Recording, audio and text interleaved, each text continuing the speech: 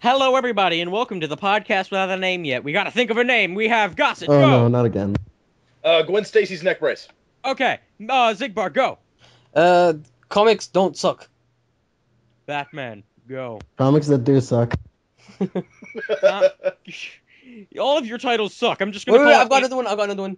We're not What? really nerds. We do this because we have to. That's too long. Ink Wars it is. Alright, Oh, so, why don't we go around the table and introduce ourselves first off? I'll start.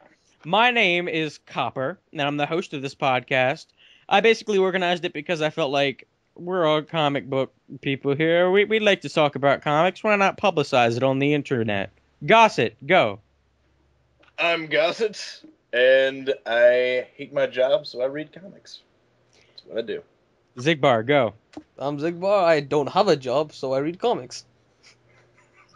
Batman, go. I'm Batman, the one with many aliases, and I don't like talking, so I'm just going to watch. And his parents are dead. Yeah, shut up. He's not gonna watch. He's not gonna watch. He's just gonna brood in the corner of the Batcave. Anyway. All right. Until we ask him a question, then he's gonna turn around and say, "I'm Batman." Yeah, if we ask him a question, he's gonna turn around and go, "What are you, daft? Are you fucking retarded or something? Who the hell do you think I am?" And I'm gonna go, "The goddamn Batman." He goes, "The goddamn Batman." Anyway, so we have. Oh, gossip. That's what I do. Bat. We have many topics lined up today. The first of which it will be Spider-Man, which is an. Who just scoffed at me? I sneezed. Okay, Zig. Let's talk. No. First up is the first issue of Spider-Man, Spider-Man. which it It's from the perspective of Peter Parker from the Amazing Universe. yes, basically Regular it's a breaking down of the walls between The Ultimate Universe and the Amazing the Universe. 616 universe and the Ultimate Universe, which has never happened before. And actually, Joe Quesada, one of the artists, is he an artist or a writer? I can never remember. Well, he was the editor-in-chief. Okay, so the editor-in-chief, He's J. Jonah Jameson without the the ex-editor-in-chief, right? Yes, it's Axel Alonso now. Ex-editor-in-chief of Spider-Man actually said at one point that when they ran out of ideas, this is what would happen. So he's not happy about this at all. But it seems like a lot of people are happy with it. It's a pretty good series so far from the start. Why don't we talk about it for it a little bit? Who wants to start? I guess I could summarize it. All right, go ahead, Zig. It's a comic book that's just started off. The first issue is from the perspective of Peter Parker, and he happens upon Mysterio's lair, and he kind of breaks a globe and falls into the Ultimate Universe. And he's swinging around, and this is post Peter Parker's death in the Ultimate Universe. And everyone's saying, "You know what, your costume is in bad taste, you dipshit." And then he lands on a rooftop and meets Miles Morales, the new Spider-Man. And that's where it finishes.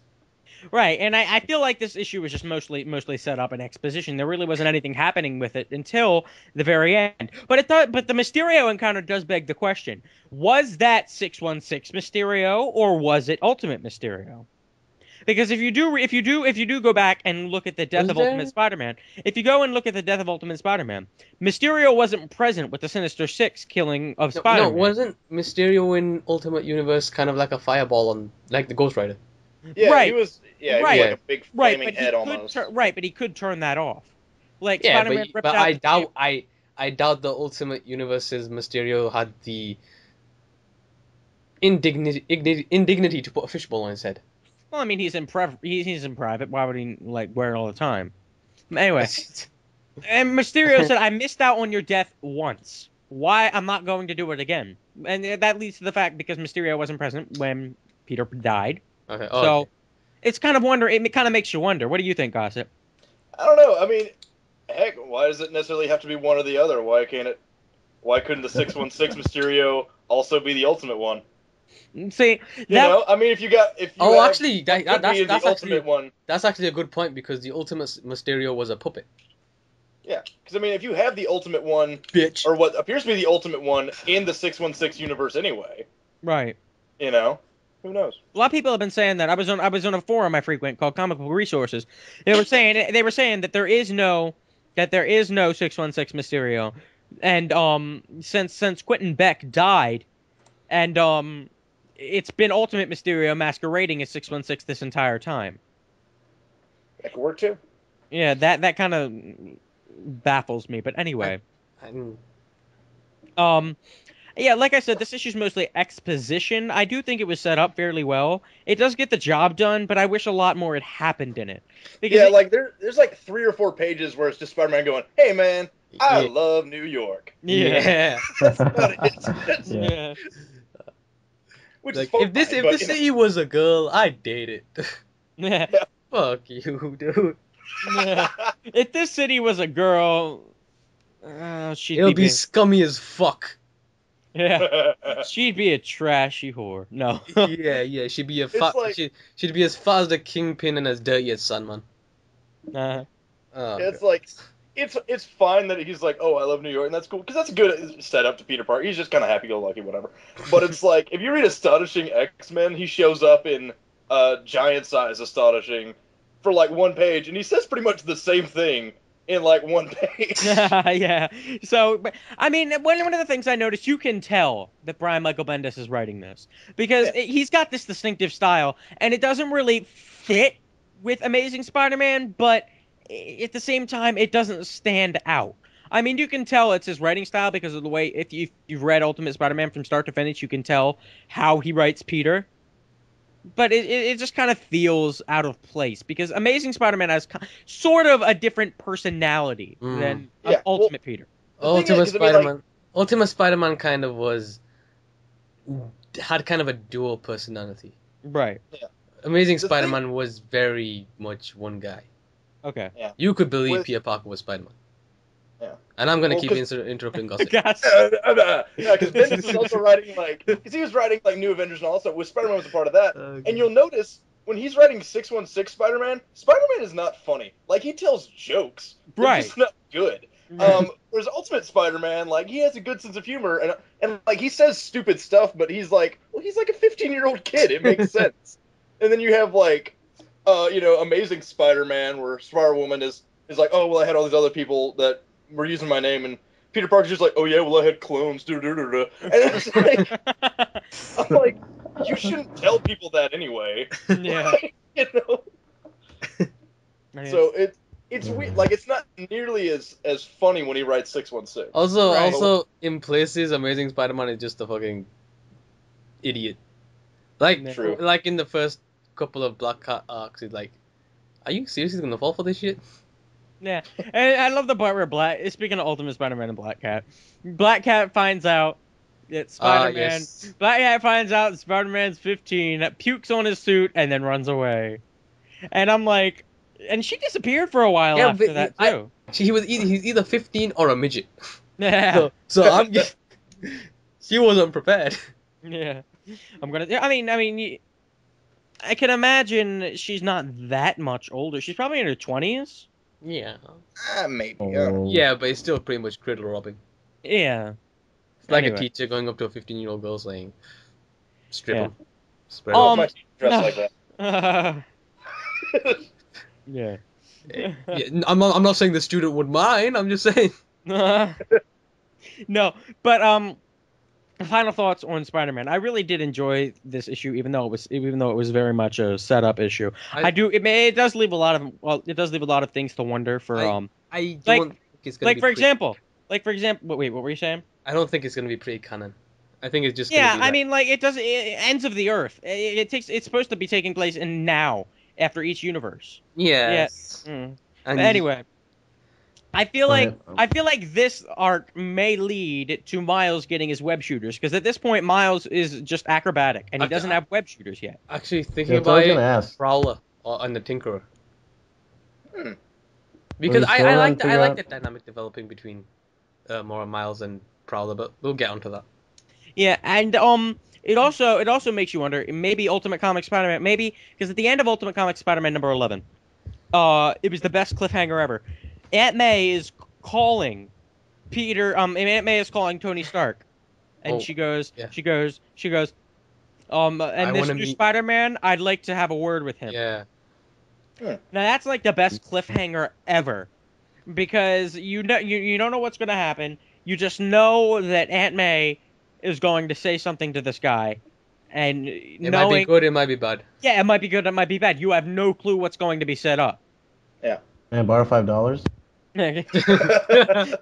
Here's web shooters. Don't use them for evil. Yeah, me and Mary Jane Okay. have been living abroad for a really long time. We have no money left. Can we crash at your parents' place? It's good. I liked issue one. Like you said, it was Think of, as soon as she finds out that Miles Morales is black, I'm pretty sure that idea is gonna drop from her mind.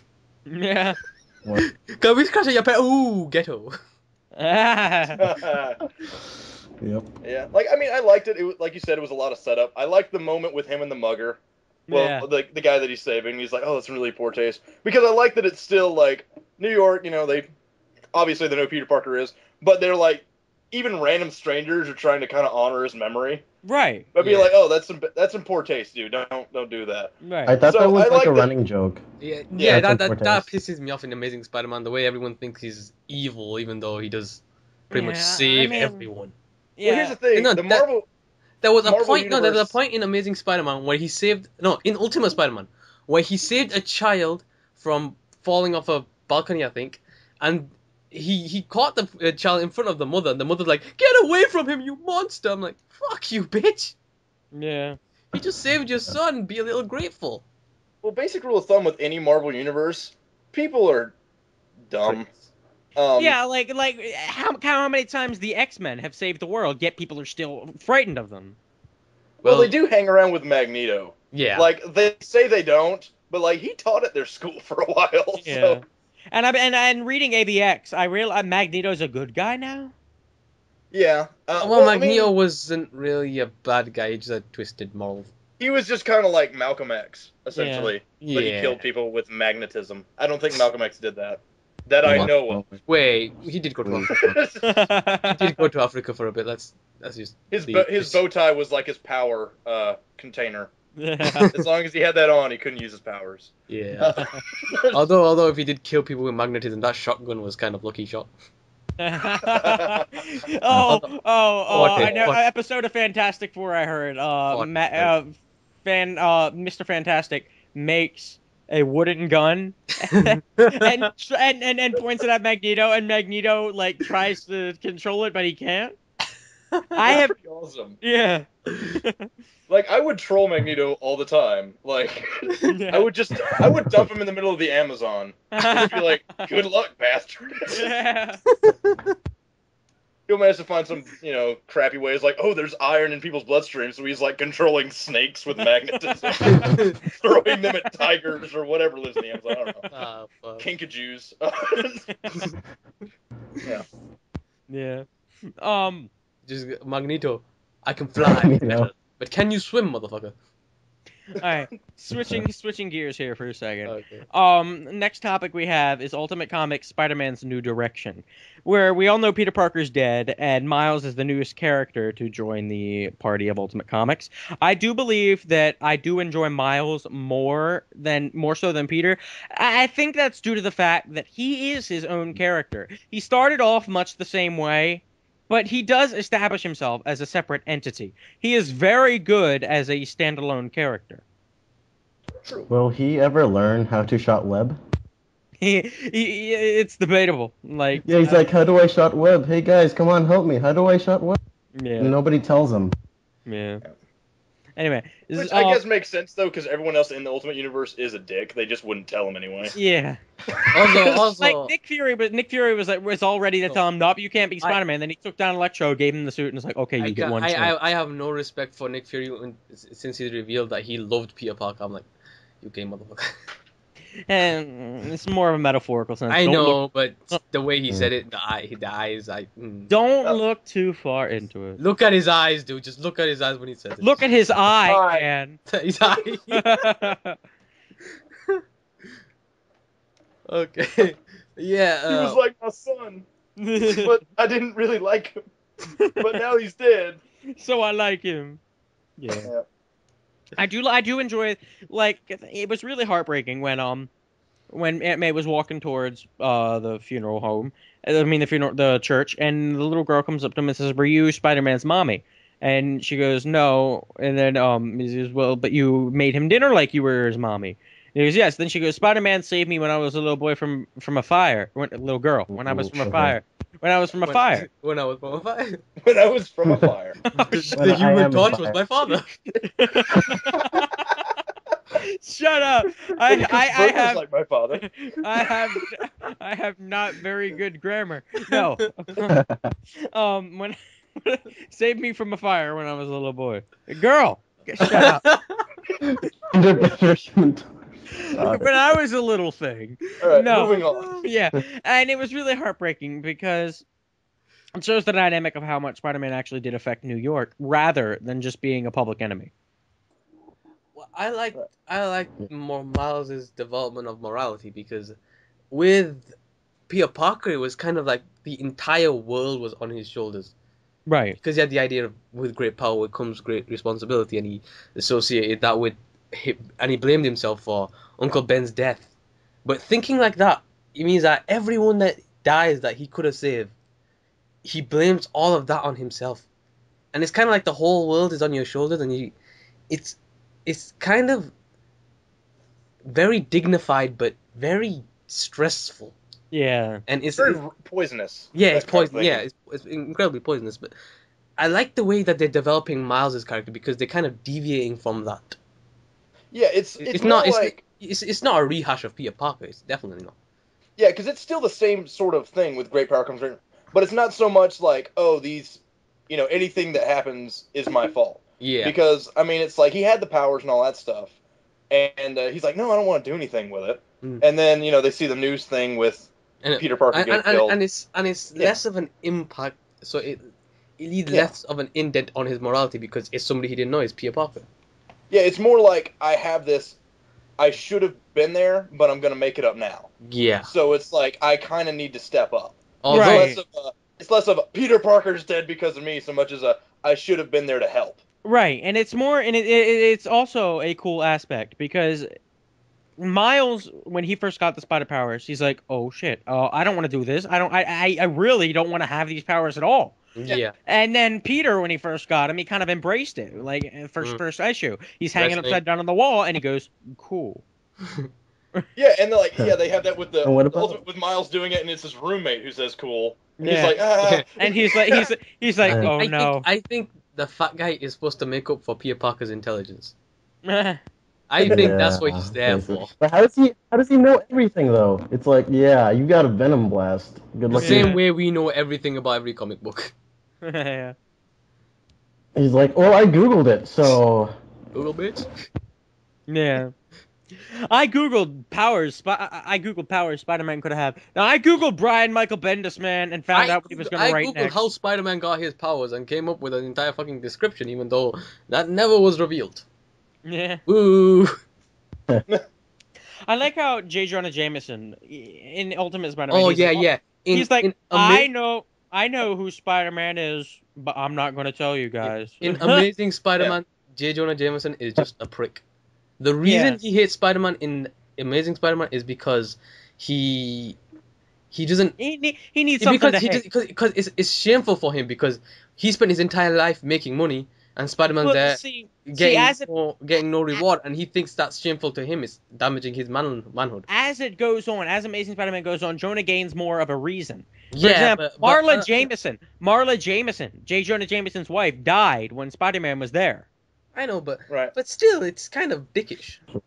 Although I will say, like, even though it doesn't count anymore because of one more day, like, even though it was only around for a few months, they got some pretty good mileage out of that post-Civil War.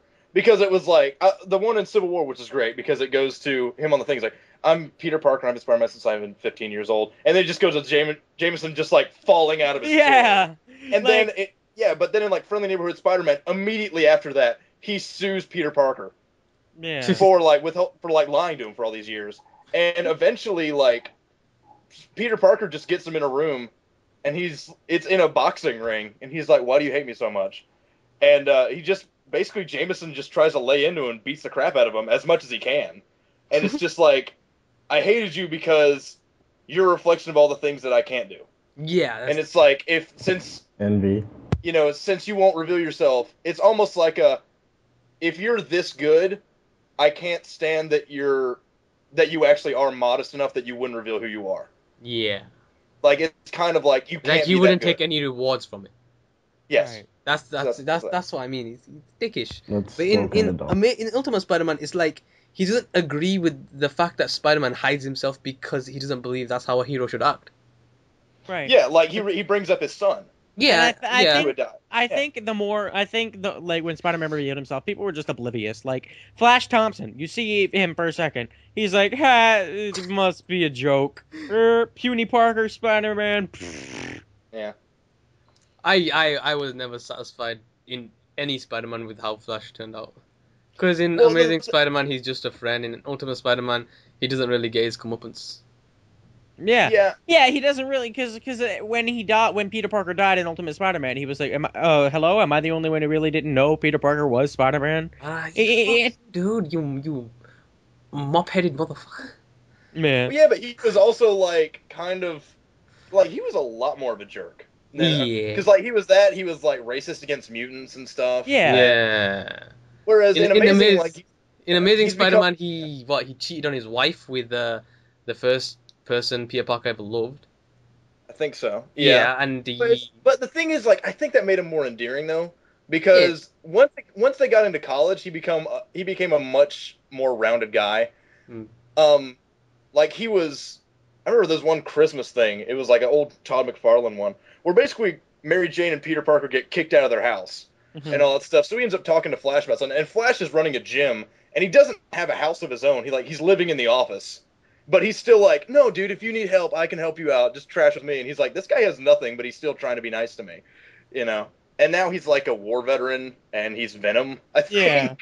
which is kind of cool, I guess. But I don't know why they decided to just make Venom be everyone in the Marvel universe. Yeah. Oh god. Benny You could be Brand. Venom. He's the new Venom. Does that mean I have a shot? Yeah. We could all be Venom, for all we know. Yeah. It's like a text message competition. But see, I don't understand. They know people have lost control with the Venom symbiote, yet they still give him the ability. They say 2 hours, and then they hit a kill switch and kill him along with the symbiote. Yeah. Oh, we're kind of going off on a tangent here. Yeah, we Okay. we are diverging. Yeah. Okay, back to the comic. This actually, I wanted Alright. to bring up the dynamic between the Prowler and Miles, Yeah. because I think that this is like a brilliant setup. I mean, there is so much potential for this Marvel.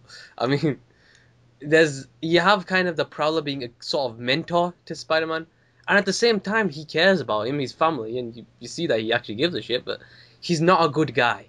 Right. Because he keeps threatening to tell Miles his father. Yeah, he's not a good guy, but he's not evil, and you kind of get this villain but mentor type of relationship that I don't think has ever been done. And as well. I think this is the point. This is the first time we've seen a Spider-Man where he's mutually accepted. Like his mother feels like it's okay, though he doesn't know it's Miles. And then His father doesn't like him, but New York likes him. Yeah. Does he? New York's warming up to him. Yeah. Mm. Like they're Well, I'm starting pretty to sure. get that it's not like some dude. I'm pretty sure Peter Parker Spider-Man had something to do with that. Right. Oh, yeah. Maybe a little bit. Yeah, we were addicted to the old Spider-Man, and he kind of died in the most heroic way possible. But let's kind of lay down on the dicks this Well, time. they kind of started changing his. I remember around Ultimatum, they started changing their mind about it. Yeah, like Because they that thought was he died then too. that was when J. Jonah Jameson Yeah. Yeah, that was when J. Jonah Jameson realized, hey, I've been addicted to Spider-Man my whole life. Let's change that. Yeah, when he was about to run away and he saw Spider-Man save him. Yeah, he was hidden in the building and saw Spider-Man save that woman from the underwater. Yeah. Had me cry. Now let's move on to the next topic, unless you guys have something else to say. Oh, I love what they did with the villains in Ultimate Spider-Man. See, I didn't understand. Scorpion was one of Peter Parker's clones in the original, though, and now he's a real person. I'm guessing they didn't really name him Scorpion, so I'm guessing they're going for a kind of cop-out sort of thing. Yeah, because now it's Matt Gargan. Now it is. It's that Mexican guy, wasn't it? Matt Gargan. Yeah, I don't. Is he a mutant? Because he has that regenerating power. Stabby tail man. Yeah. Well, it's more of a hook chain, but okay. Yeah, it's more of a hook chain now. Whatever. I do. All right, let's move to the next topic because this what I have to say fits in with it. Comparison of USM to Ultimate Comics Spider-Man. I think Ultimate Comics Spider-Man takes a more realistic approach to the villains, Yeah. whereas Ultimate Spider-Man's tried to stay true to Amazing too much. Like it diverged a lot, and it was its own series, but the villains really never changed. Venom changed. That Venom was really dynamically changed, but Mm. everybody else kind of stayed in the safe zone. Yeah, but they kind of Well- skipped the smaller ones. Like they skipped the Shocker. They skipped who was it? They skipped Electro. No, they introduced Actually, like they skipped. I like- They I skipped like the their they skipped the Shocker. Lizard. Yeah, Uh, the lizard kind of just showed up. Yeah, He popped up in Ultimate Team Up a couple Right. of times. Yeah, more but than anything else. the origin story was kind of flashback explained. It wasn't. Yeah, it was the same thing. It was the exact same thing. I know, but yeah. I actually did like Shocker, their version of Melvin or whatever, Yeah. yeah, because he I was, liked he when was they such an actually epic gave him. fail. Yeah, He he was- was such a failure, and then they gave him an issue, and he was like torturing him, and then he realized I'm torturing a kid. This is messed up, and he Yeah, gets even more mad about it. and then but, the yeah. Ringer was he supposed to be Cyclone? Which one? The Ringer. I don't know. I can't remember The off the top of fuck my head. was he? Man, he was just like, I can control rings. Ooh. Yeah, they're so powerful. Ringer. But the thing I'm, is I'm that exactly like Sonic the Hedgehog. What the fuck? Oh, that's good. it turns out it was actually just Julia White. Yeah. But no, Did I do like, that? the thing that mainly kind of held down like the original one, is they were like, we're gonna make this entire new universe, bring in new readers and all that stuff, but they didn't really commit. So I mean, the stuff that was really kind of out there ideas never really worked out. So they kind of just got stuck with it. That's why they never even really made new characters. The only new character USM had was like Geldof, Right. and you don't hang your hat on Geldof. Right. But Actually, I like what they did with the Kingpin. They kind of made it more intellectual. yeah, I like that he was a little bit more legal based. Yeah, and I he was guess. and he was kind of untouchable unless. And Yeah, I and the did love and, that- and the first time Spider-Man tried to face him, he couldn't do fuck all, and he Yeah. had to approach it from a more mental aspect, and Yes, it kind of and I it was do kind of a love- learning curve for him. Yeah, when he popped. Oh, I like the name of the arc. No, it was like I liked when Kingpin showed back up, and he bought the merchandising rights to Spider-Man. He was like, "I don't care. Keep doing what you're doing. I own you, and I will profit from your suffering." That was great. But it was like, I think once they decided we're going to kill Peter Parker and we're going to start this over, that they were like, we can do whatever we want now. Like, Right. they're not tied down to, they're like not necessarily editorial, but they have more opportunities to do stuff. Wait a So- second. I just realized something. What's that? Aunt May shot Electro and killed him, right?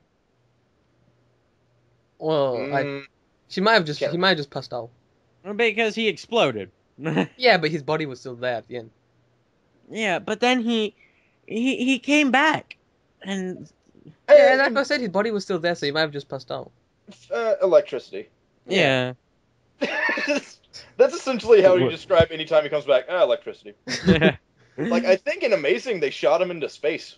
Yeah, Like, they few did. issues ago, they shot him into space. Thor was like, you want to have the power of whatever? I'll shoot you into space. And he absorbed him into his hammer, put his hammer in the sky, shot him right up in the. That's like how half of Marvel villains get gotten rid of for a little while. Send them into space. They did that to Carnage. They ripped Carnage in half, threw him into space. He came back somehow. Hulk, Civil War. I haven't finished it yet, but Hulk got shot into space, and Yeah. that was the weirdest thing.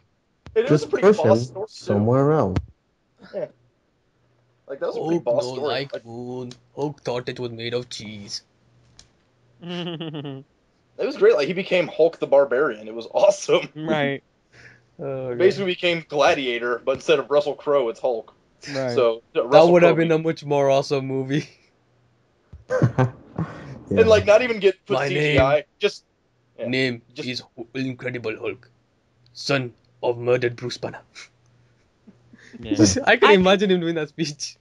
I do think that in the while we're talking about comparison of Ultimate Spider-Man to Ultimate Comics Spider-Man, that Gossett, you made a good point. They could do whatever they wanted, and they Yeah. did make use of that. They did take a direction that nobody would have thought they did. They would have, and they are going with it, and it's turning out well. Right. They kind of souped up Spider-Man. They gave him a couple of more powers. And they're taking it slow. You Yeah. think in the first 5 issues Aunt May would notice, but no. Aunt May doesn't take action until like I said, the 11th issue. Mm-hmm. Right. You think that would be one of the first things they would do, but no, they set up Miles before that. Yeah. Well, the thing is, I think they kind of drew that out because I'm sure that's going to coincide with Spider-Man. Like, they have to have Aunt May come back and see, like, a grown-up Peter Parker and kind of have an emotional breakdown. They did. They're going to have you know. that. I read that somewhere. Aunt May and Gwen Stacy are going to see Peter. Yeah. So. Yep. Or Peter Parker, Miss Peter Parker, the Spider-Woman, which kind of disgusts me. Yeah, I didn't like the Ultimate Clone Saga as much as I should have. I love Spider-Woman. I love the idea of it. I do love Spider-Woman. I'm just saying the Ultimate Clone Saga could have been better. Like all, Kane and Tarantula. I think they're killed. All the clones besides Spider-Woman are killed, aren't they? Yeah. Yeah. Well, the thing is, yeah, but in Amazing Spider-Man, Kane and Tarantula are still very much alive. True, but I would rather just have there be no loose ends. Like, I'm glad that they're around still, but Yeah. But I love that.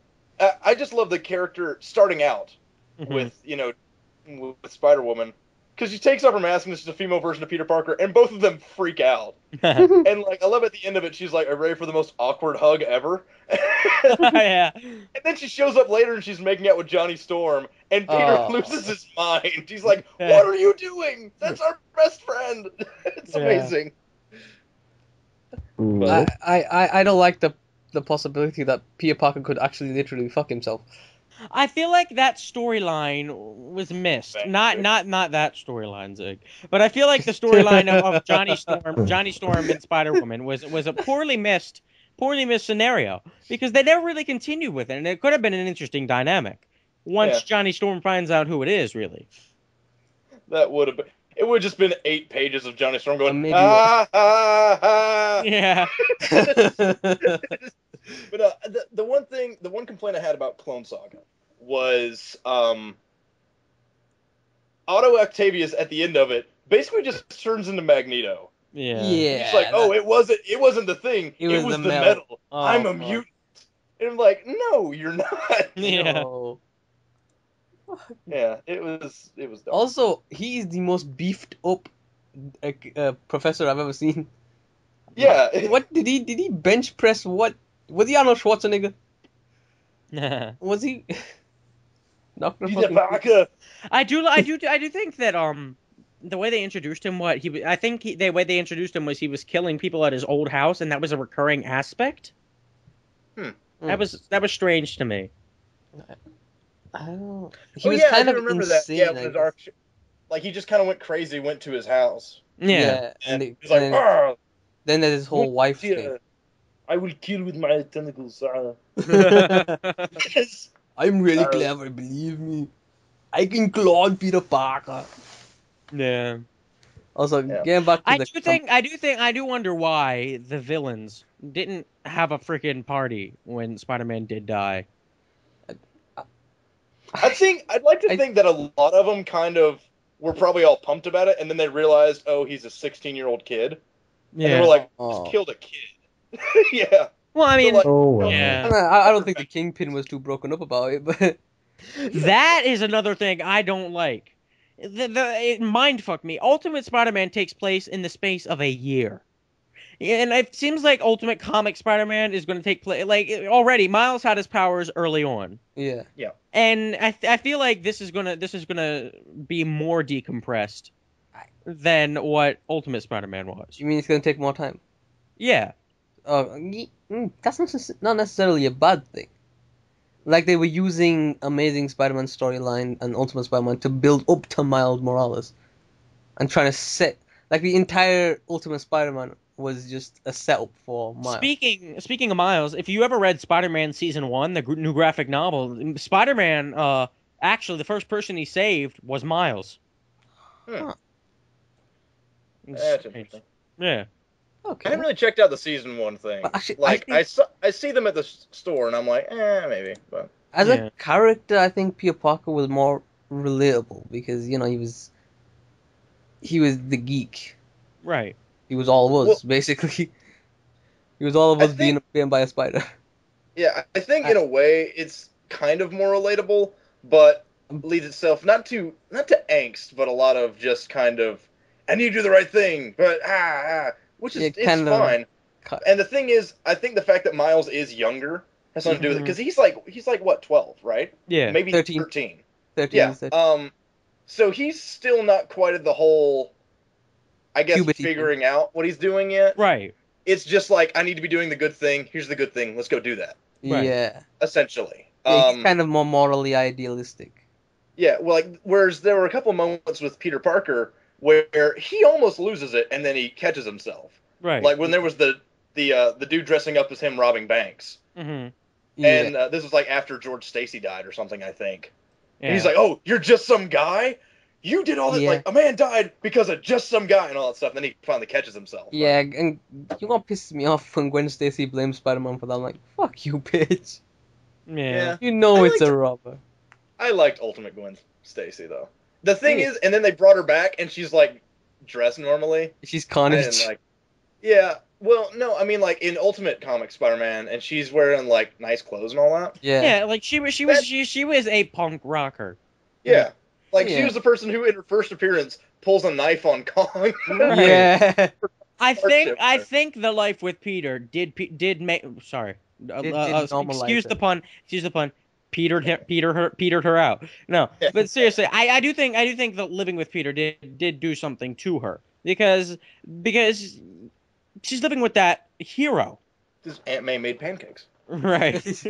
I love that. It's like, and then her dad showed up and he ate pancakes. Yeah. It was a weird hippie thing. I don't know.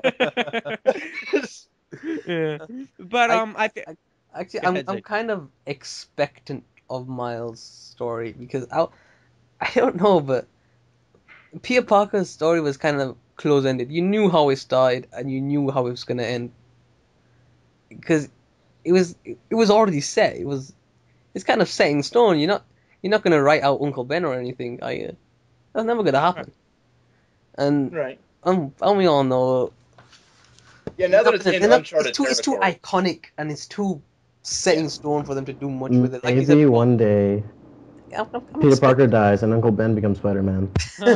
It just comes back from the dead. Oh, I was waiting for the perfect opportunity. Great power, bitch. Like, I Uncle was Ben, gonna you were dead. surprise him. Like, I wasn't dead. I just got on the wrong bus. The I've wrong. been in North Dakota for 20 years. Yeah, Spider-Man goes out to fight crime after Uncle Ben dies. He dies, and Uncle Ben just comes out of his coffin in the church and says, "Psych." Yeah. Ooh. No, that would have been great. It's like he dies, and then you just see like the graveyard, and Uncle Ben's fist comes out and just says "Justice." Yeah. That's good. Ugh. No, but Okay, getting feel- back to comparison, I think Peter Parker was a better character. I mean, even though he was more relatable, he was more well-rounded, and you kind of have the dual personality with Spider-Man and Peter Parker. right. Miles is just normal. Yeah, and now they are like Gossett said, they're in uncharted territory. They can do what they want, and people will have to accept it because it hasn't been written yet. Right. Yeah. But Okay, changing. next topic. Next topic. We're moving into DC territory here. Now we're going to talk about DC's New 52, and Gossett will lead the crusade because he knows more about New 52, whereas I know more about Batman's new version. Right. I've been keeping up with as much New 52 as can be afforded, I guess. Because, I mean, that's 52 titles. Some of the books are good. Some of them are bad. I find that, in general, the main title books, like Superman and Batman, except for Batman, I avoid them. Like, I do not like them. Like Superman. Sorry for a second. No, go ahead. In Superman, I read that the writer, the current writer, he wanted to get off Superman because Grant Morrison was going to write another Superman story, and he wasn't letting everybody know what was going to happen, and he had already planned it. and it was Yeah. for Superman. And the guy was like, "Well, how do I write this? How do I write this without screwing your story up?" And Grant Morrison just wouldn't tell him, and DC couldn't tell him. So Yeah. he was very limited with what he could do.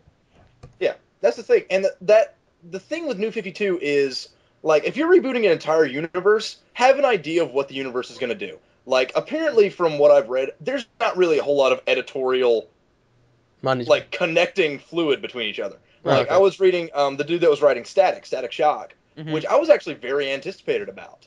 I got the first issue, and it was a mess. Like, they didn't go into any of Virgil Hawkins' character. It was more like, oh, we're in, Dakota, and now we're going to go to New York for no reason, and he's going to go to some school that's sponsored by Star Labs, and good job. And you're like, okay, that's interesting. And then it doesn't even show him, like, being a regular student. Like, immediately goes to him at night as Static. And he's just, like, I have a pretty good handle on the character from a few years ago, but reading it's like, I have no idea what his motivation is, I don't know what's going on. And apparently the guy who they brought on to write it was basically just downvoted by the artist and the editor because they said what he was doing wasn't going to sell. Right. They were like, he's like, well, I'm just kind of doing my own thing. I'm trying to tell a good story. He's like, well, it's not exciting enough. You got to add in, like, have his sister have a clone and cut off his arm and all that stuff. Which, by the way, that happens in the story. That's crazy. Yes, I know, it's weird. Oh, God. I don't know when, because I didn't read past the first issue. But some of them, like, the stuff that's more out there is more interesting to me. Justice League Dark was kind of cool. I mean, it's basically just all the magic characters of the DC. They're not even really a team, they're just kind of thrown together, and they're all kind of messed up, and they have to stop. Like, that's more interesting than the Justice League book. JLI, I found, was more interesting than the Justice League book. And the Justice League book is, like, their premier flagship one. It's like $5 an issue. Right. And it's awful. Red Hood and the Outlaws. I heard that was pretty good. It's very good. Surprisingly so. Now, granted, I am, like, a Red Hood fanboy. Mhm. But I do like that it's, like, and they're not heroes at all. They're just kind of doing their own thing. Right. But you've got him, you've got Roy Harper, still as a recovering alcoholic. And, like, in a weird way, Roy Harper is in AA, and his sponsor is Killer Croc, which is insane, but it's hilarious to me. And then you have, like, Starfire as a... I'm not quite sure how I feel about her characterization yet. Because she's basically gone to, like, almost an amnesiac, like, just sex pot. Like, she'll do anything that moves. And it's weird. That's But not a that- bad thing. Not necessarily, but it's still a little weird. Blue Beetle, Blue Beetle hurt me. I am a Blue Beetle. I love the character so much. Jaime Reyes in the original run by John Rogers and Keith Giffen was great. It's basically like a DC version of Spider-Man, almost.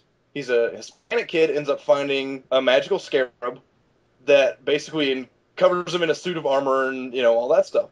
And unlike most comic books, like DC, that DC puts out, it was fun. Like, it wasn't like everything is serious and bad and there's rape and murder. It was just like, okay, I need to figure out how this suit works, and then I'm going to punch something in the face, and it'll be awesome. And then they had the New 52 reboot. And, things were bad from the first issue. Like, instead of, all his friends being at school and all that stuff, one of them is a school dropout who's in a gang, and his name is Paco. Oh, what? Yes. Not Paco. He was it's the like- coolest. I know, right? And so Paco is they get gang invited. stabbed. Yeah. Like, they get him invited to Brenda's quinceañera or whatever, and Jaime sneaks out against the words of his parents, which is something Jaime would never do. Like, they're like, no, you're not going to go there because of all this. And he goes, I wish I was never a part of this family. I was like, Jaime would never say that. But anyway, he sneaks out in Paco's lowrider. Yeah. Like, it's There you go. so... I don't know if it was intentionally racist, but it's pretty racist. Yeah. And then, God. anyway, all this stuff goes on. He doesn't reveal his identity to his family. They don't know what's going on. And it ends with him, basically at the end of it, he has backhanded Brenda, burned his parents' house down, and abandons everyone in Texas and flies to New York. and like he feels bad about it, but I'm like, this is not fun. This is awful, Right. and I hate it. So that's the real thing. Is I mean, the New 52 is very. It tries to make everything dark for no valid reason. I'm still reading the book. I mean, I still like the books. It's just, I don't know. And plus, as you were saying, Copper, I mean, if you were one of DC's superstar writers, like if you're Grant Morrison, if you're Jeff Johns, basically you can write whatever you want. Right. It's just, if you happen to be writing that same character, you are screwed. Because you have to play by the rules and they can do what they want, essentially. Right. So, I mean, Grant Morrison is, having a blast in Action Comics, having a, young, kind of prickish Superman in a t-shirt and blue jeans, holding land developers, by their ankles 20 stories high over a building and all that. And then you just have someone who's writing a story that's supposed to take place 5 years later and doesn't know what's happening in between that. Right. And, yeah. So some of the stories are interesting, but it's still kind of a mess. Right. Like you were saying, the Batman books are pretty much about the best out of the crop in terms of making sense and tying together to each other. Right. Like I really enjoyed the Night of the Court of Owls or Night of the Owls arc, whichever one it was titled, because that basically established Batman as, hey, he thinks he knows Gotham, and they say it all the time. Oh, I know Gotham like the back of my hand. There's nothing in this city that could surprise me. Yet there's people stronger than him that have been there longer, and that frightens him to death. Yeah. Because he thinks he's got everything under control. He thinks he's the driving force behind the city. But once he finds out that there's someone bigger and badder out there that he had no clue was there, he realizes how small he really is in the big grand scheme of things. And that's something Batman should never have to face. Yeah. And what's really a smart move I like is that so far, at least with the main books, they have not really touched too much into his established rogues gallery. Mm-hmm. I think in Detective Comics, like Joker has popped up and all that stuff. But aside from like a quick thing at the beginning that shows a lot of like Arkham City, right? It's just him and the new enemy. Right. So I think that does a better job of let's make new stories. Mm-hmm. Let's not try and go back and recycle stuff that's been going on for 60 years. Right. Even though they did kind of bring back Bruce Wayne's crazy brother. Yeah. I don't know if you guys have gotten that far yet. I flipped to a random page in 10 and saw Brother Bruce, and I'm like, wait a minute, close, I'm not there yet. When you get there, it's funny because it's like, at first you're like, that's out of nowhere, and that's dumb, and it still is dumb, but oddly enough, it does have continuity backing it up. Yeah. There were a couple stories back in the 70s that established that exists. Yeah. There's a Tommy Jr., throwing boomerangs at people. Essentially. It's worth reading when you get to it. But, yes. Okay. My main worry is that Batman doesn't leave many opportunities for a writer to get creative. Because it's pretty developed as a story. The storytelling-wise. It's kind of gothic and dark. And you really can't deviate from that. Well, yeah, the thing is, I mean, kind of the good thing about it, but sort of the bad thing, is that at this point in time, Batman and Bruce Wayne is developed. There's not really too much you can do to change him out of that unless you kind of break him, pretty much. But the interesting thing is when you put him up against villains. The villains are really where Batman shines. Right. Because Batman's great when you have all these different villains that have these different facets, and you get into the ideas of it, of, Batman is a beacon for these crazy personalities. Like, in a way, he causes all this. And seeing that interplay is always interesting. And then you get to tweak, like I said, the villains themselves sometimes. Like, Joker gets a reset switch almost every 5 years. Which is good, because, I mean, and they wrote that into his character at this point. He is basically he's like hyper sane, as they've said it. And he just kind of rewrites his personality whenever he feels like it. But then you get characters like, Riddler, who, like, for a while he was a good guy. He was a private investigator who was still a dick. But, it was just a different way of trying to be better than Batman. Then you have stuff where, like, he goes completely off the rails and is, like, kidnapping babies and like choking them with ping pong balls, so Batman has to open up their throat and do tracheotomies and stuff, and it's insane, but it's interesting. And Batman, he shines when he's put up against villains and also other heroes. For some reasons, Batman is the only non-powered human in the Justice League, and he's also the one most eager to fight other superheroes. Yeah. Like almost every couple of years, you'll see him with a kryptonite ring, and he's like, "I'm gonna punch Superman in the face." and he does a few times, like Hush, which recently Gossett and I got into an argument about what Hush was and how what it was about. That'd be fun. We might get into that later. Yeah. that's actually, the my favorite episode of the Justice League is one where Batman gets captured by an entire group of the Justice League's enemies: Lex Luthor, that giant gorilla guy, and Gorilla Grodd? The clever one. Yeah, Grodd, yeah. Yeah, him. The one that... yeah, that one. Moving on. I'm not gonna give Brainiac Gorilla any dignity and remember his name. Okay. Well, it's my favorite episode because he kind of... They're all like... Because the Justice League at that point are like, you know what? Batman's holding us down. He's got no powers. He's too weak to keep up with us and our enemies. And he gets captured by the shitload of them. And he gets out and tricks them all into going back to prison by himself. Mm-hmm. He kind of flirts with... Go on, Kanye. Say what you're going to say. Like, my favorite Justice League moment, in terms of Batman being Batman, is they're fighting something in the desert, I think. And it's the episode where, like, the government and Cadmus show up or whatever. But he's in the bat plane, and basically the thing gets exploded, and he's just falling through the sky, and he's just like, Batman here, need a pickup. He's like, now would be good. It's not like, I'm going to die. He's like, someone needs to fly over here and get me, or I'm going to be pissed. It's like, he's like so Batman. He doesn't worry about it. Because he's just he has that kind of mindset, I guess. But, yeah, I know what you're saying. Like, he's always kind of been, not the wild card, but he's been the more terrifying one to the enemies. Because they don't expect much out of him. And then you just, out of this corner of your eye. And I'm guessing, and he plays off the Joker pretty well, because he's walking that thin line between himself and the Joker. Right.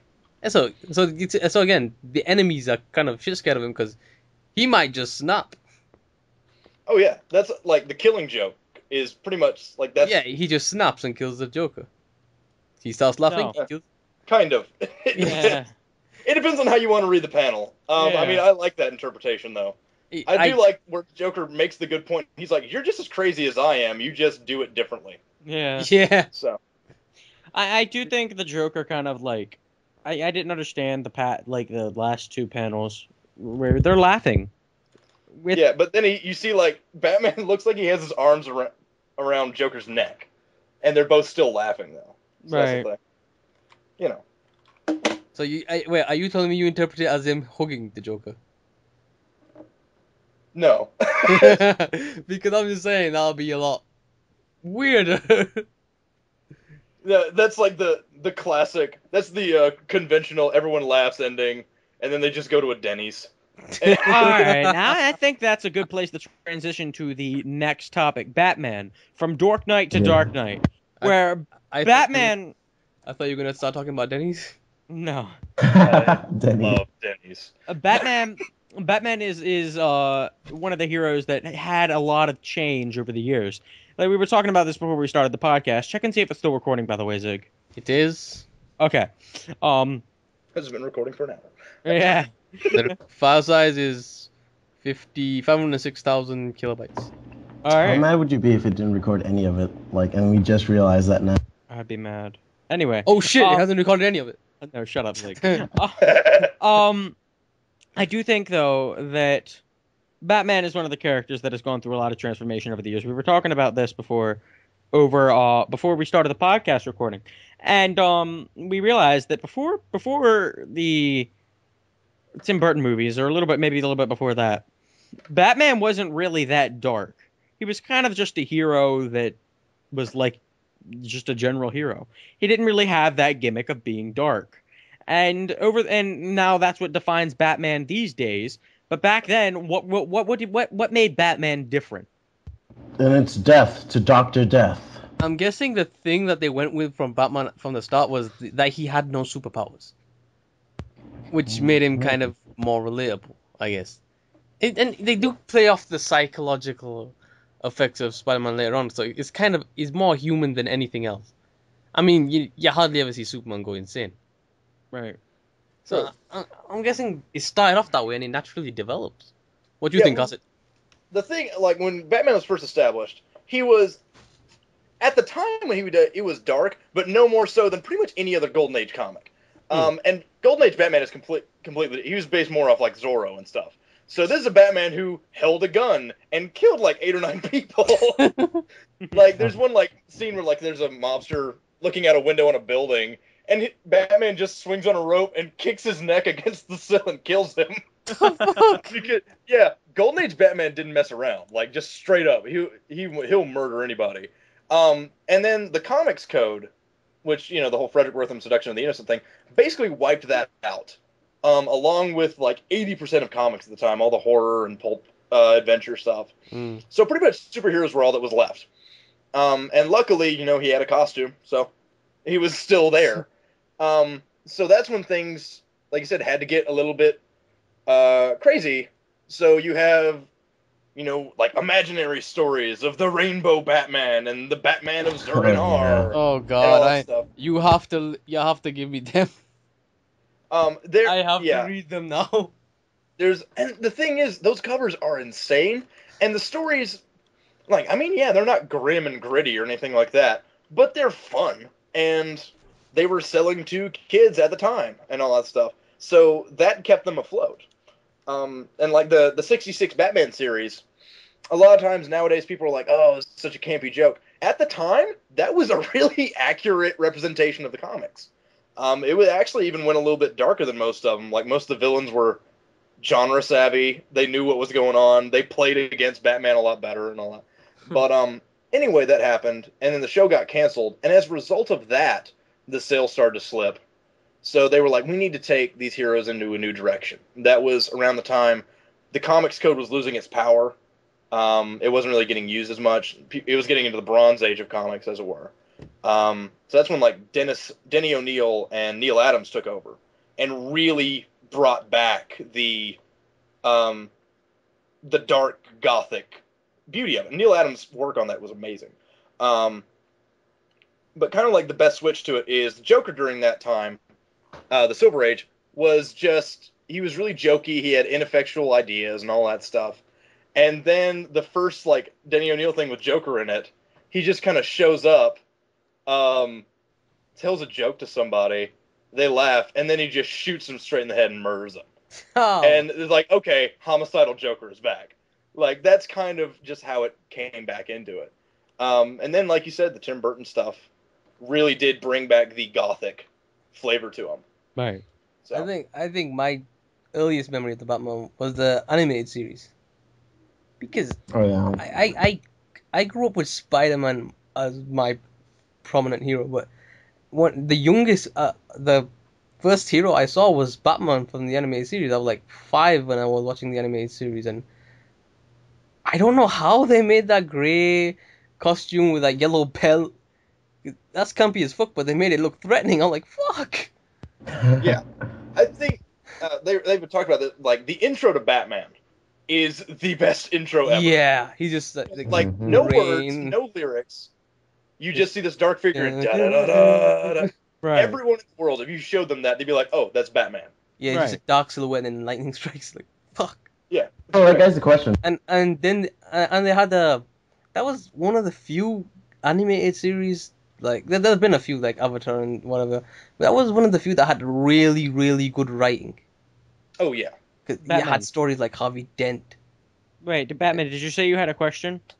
Oh, I said it was the question. Oh. Okay.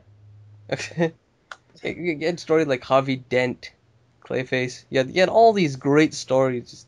Yeah, like Heart of Ice. Right. Still a great episode. Yeah. Yeah. And then you had Batman of the Future just kind of, we don't want to die yet. To its credit, because it was basically created so they could make toys. Yeah. They've said as much. That's why they made it. But for what it was, that was a pretty good series. I liked it. I still like Batman Beyond. I have seen all of Batman I Beyond. do like Batman Beyond too. I have seen all of Batman Beyond, but you have to admit, it was just kind of like, we don't want to die just yet. Yeah. But I thought it was kind of an interesting idea of... I like seeing old Bruce Wayne. Yeah. For some reason, I love the idea of old Bruce Wayne and Ace the Bat Hound still being around. Like, I like that. How old is that fucking dog? He's probably like Ace Jr. at this point, but you know, whatever. Or maybe it slipped into one of Ra's al Ghul's pools. Nah. Started drinking from the Lazarus Pit. Lazarus Pit. I didn't want to say Lazarus because I was thinking of Doctor Who and I wasn't sure. Anyway, you have to admit, that's how Batman's gonna end up. There's no question about it. If he survives, he cannot be anything else than just a grumpy old man living alone. Right. Yeah. And nothing else he can do. Alright, I was thinking, people who watch the animated series just, like, for some reason, deny any other Batman show. And I don't understand why, because the other shows are pretty good. I think the Batman the Animated Series was the first show that people really grew up with, and it was established well. Mhm. I think any other attempts to remake that glory is kind of doesn't go as well. There's been Batman, just the Batman, and it was. I also The Batman was I good. also it like was how the original. I also like how the Joker reinvents his image every time yeah. he is in the show. I do think that was explained in Arkham Asylum, Mysterious House on Serious Earth. They gave the Joker the characterization that in order to cope with his personality in the world, he reinvents himself pretty much every day. Yeah. That hyper sanity thing. Right. Yeah. That's the thing. And I mean, the Batman, like I said, the Batman is still a good show. It's just, it wasn't aiming at the same thing. Batman was, I mean, that was, if anything, that was meant to be a primetime show. Right. And for the first couple seasons, it's what it was. It came on in the evening. And it would also come in, in the mornings and stuff like that, too. But pretty much anyone could enjoy that. And it was not drawn like a 90s cartoon would be drawn. Like, that had the, 30s and 40s, like, Fleischer cartoon aesthetic to it. Mm-hmm. Everything had the hard edge and, the hard chin. They drew on black background and all that stuff. And it gave this great, just noir feel to it. Right. So, yeah. Yeah, and in the end of the Batman, I think season 5, he started teaming up with other heroes, and I think that really led up to Brave and the Bold. Yeah. Like, Brave and the Bold served well as a team-up series. It really wasn't anything other than that, though. Like, it wasn't a Batman show so much as it was a DC show. Oh, I love that show, though. Yeah. Chill out tonight. And I do like I think it was the last one where it had Batmite. And he's kind of bringing up all the complaints were like, oh, it's not dark. And they were like, you know what? Yeah, it isn't dark, but this is still just as valid as any other Batman thing. Right. And I do like that. I thought it was just big, goofy Silver Age fun. I like Silver Age. Yeah. Chill the Night was really oh yeah, we can be dark too if you wanted to. We're not going to be. Yeah. So it was pretty good. All right. Well, we're gonna go into the last topic and wrap it up after that. Free for all. Now we can basically talk about whatever we need to with comics. I think Gossett wanted to talk about Hush for a little bit. Kind of. Well, I guess the main argument is that you like Hush and I do not. Right. That's kind of the main crux of it. Oh, Hush. Indeed. I'll let you go. Like, just what did you feel about it? I think Hush was actually a pretty good series because what happened was that Batman, for the first time in a long time, didn't know what the hell was going on. He had no clue who was trying to mess with him, why they were doing it, and when he finally found out who it was, it broke him. It broke him in the middle of it, too. Because he had no clue. Like, he literally got to the point where he was going to kill the Joker because he thought the Joker was the perpetrator. It was messing with him that much. He almost broke his code. Right. I get that. The main thing, like, I will say this. If I was reading it when it came out, month to month, I probably would have loved it. Or if I had just randomly picked up one of them in the middle, like that Joker one, I would be like, oh, this is awesome. But I grabbed it in the collected thing and I read it all the way through, and that is a book that you need that month-to-month pacing. Because if not, it telegraphs itself really easily. That's the thing. Like, the main problem I had with it is the main thing of Hush, which is, I guess, interesting. It's kind of cool. I like the idea of, sort of a dark analog of Batman, even though there's like, they already exist. There's like a ton of them. Of just sort of a dark shadow of what would have happened if Batman had turned out, if Bruce Wayne had turned out different as a kid. But the thing is, like, number one, when you actually get to the big showdown with Hush near the last, couple of issues, like, it's done in one issue. It's not really a huge thing. So, as a physical threat, it's nothing. And then, like, with the mental threat, which it wasn't even Tommy Elliott. Like, it was Riddler. Right. So, the big character that's all mysterious that you've introduced is not even the most important one. He's a red herring in a book that's filled with red herrings. What? I know, it's weird. Like, at the... Yeah, like Hush was revealed to be, Harvey Dent at one point. Yeah, it was like Harvey Dent was wearing the same stuff and all that, and you're like, oh, okay. And then it was like, oh, no, it's Jason Todd. And then that was different, too. And the thing is... I think, though, that to that comics, I don't know the word. Anyway, to that Defense. comics, whatever. Yeah, to that comics defense, I do think that it was well liked because it did feature a lot of the well-known characters from Batman's Rogues Gallery. It had Catwoman, it had Clayface, it had Killer Croc, it had pretty much every single person except maybe Freeze. Yeah. Well, the thing, like, and once again, like I said, if I was picking up single issues, that would have been great. Because, like, every issue, he's fighting someone different. Like, he's fighting Killer Croc, he's fighting Superman, he's fighting Ra's al Ghul in the desert with a sword. It's cool. But then when you actually read it all together, it's like, that's pretty much what they're there for. Right. They're there to be fought. Like, they don't have a particular stake in the game. They're just thrown at him. And it's like, I don't know. You think it's a waste of potential? Yeah, it's... Because they could have been so much more. They could signify something within his psyche or something. Like, the thing is, I mean, they're set up as... Like, there's a whole bunch of chess motifs in the game. Or, like, strategy and all that stuff. And so, the villains are pretty much pawns that are used. And, if I was ever wanting to follow a story about chess, I would not want to follow the pawns. I would want to follow the person that is playing the game. So, you have, Killer Croc, who's in it because he wants money for a cure that the people that are giving him money gave him. Right. Like the disease and all that stuff. And it's like Ra's al Ghul is in there basically at the end of the big fight. They established that both sides knew neither one really had anything to do with it. Right. So not too much really gets accomplished there. I mean, I don't necessarily mind the characterization. And what they've done with Hush after the fact, with his characterization, is like, oh, his dad was an alcoholic and his mother was really needy and all that stuff. That's fine, but they didn't do that in the arc that introduced him. Right. It was more just he wanted his parents dead so he'd get their money. So his supervillain motivation is that he's a dick. And that's not really a basis for being a villain. I don't know. It, like I said, I mean, the artwork is fantastic. Jim Lee draws a pretty Batman. I love it.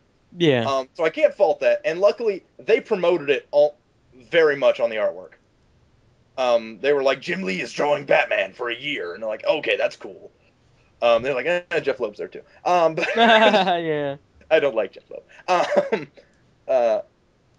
And if I was keeping up with it, I would have been like, oh man, did you see last month he was in the sewers with a kryptonite ring, getting ready to beat the crap out of Superman. I can't wait to see what happens next.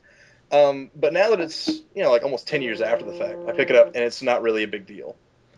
So I don't want to say it's bad. It's just,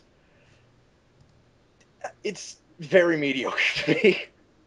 I mean, I can see that. That's the thing. Yeah. So, does anybody else want to talk about anything else with comics before we wrap this up? Alright, what I don't get is like the whole kryptonite ring thing. Superman's weakest kryptonite just deviates so much depending on it's annoying. You know what I mean? Yeah. Not true. And yeah. Yeah. The whole kryptonite Uh-huh. power level thing is very bizarre. Although it is kind of established, Batman has a pretty gigantic cache of kryptonite just like hanging out in his cave, Yeah. just in case. So, Oh, and I added one comic, I think Superman Batman comic, where Superman says, "Okay, I trust you enough to keep this little piece of kryptonite," and he's like, "Okay," and then after Superman leaves, he's like, he just opens the drawer right next to all the kryptonite, and it's like, "Yep, yeah, it's Batman for you." pretty much. Yeah. Paranoid as Batman. hell. Well, actually, You know what else I like? Okay, who do you like? What? Go for it. The Who? Spectre. I like The it, and he's Spectre. nice. The Spectre? The Spectre is pretty boss. All right. What were you gonna say? Go ahead. No, I said, what were you gonna say? Oh, You were me? gonna say something. No, it wasn't. Oh, who I was was it? getting ready to say that Spectre had, of like the DC short films, animated ones, Spectre had like the best animated one. I don't know if you guys watched that. It's like I 10 or never 11 seen minutes. And, yeah, and it plays like a 70s exploitation movie. It's great. And it's got like film grain stock and like weird coloring and all that. But the Spectre is an interesting character. And luckily, anytime he pops in the comics, it's usually a big deal. Right. And they don't use him too much, which is it works best for us because he's a spirit of vengeance. He's there to do not just bad things to bad people, but really screwed up things to bad people. Mm-hmm. So you know, All right. Well, I think we've talked enough about a lot of things, and this is a pretty good pilot episode for the podcast. So I think I'm going to end it here. Ink Wars episode 1, pretty good lineup. If you enjoy it, I think I'll put it on YouTube, maybe Podomatic, maybe podcast social website, who knows. Stick around, check it out. We're gonna have further episodes. Well, sadly, Gossett might not be here all the time because he's a busy man fighting in the Spice Wars. fighting in the Spice Wars. Does that include the Spice Girls? If it does, I want to join. Just scary and sporty. I take sporty. You can have scary. All right. All right. We're gonna end it here. This is Copper, and with me I have Gossett, Xigbar, and Batman signing off. You're man. Peace.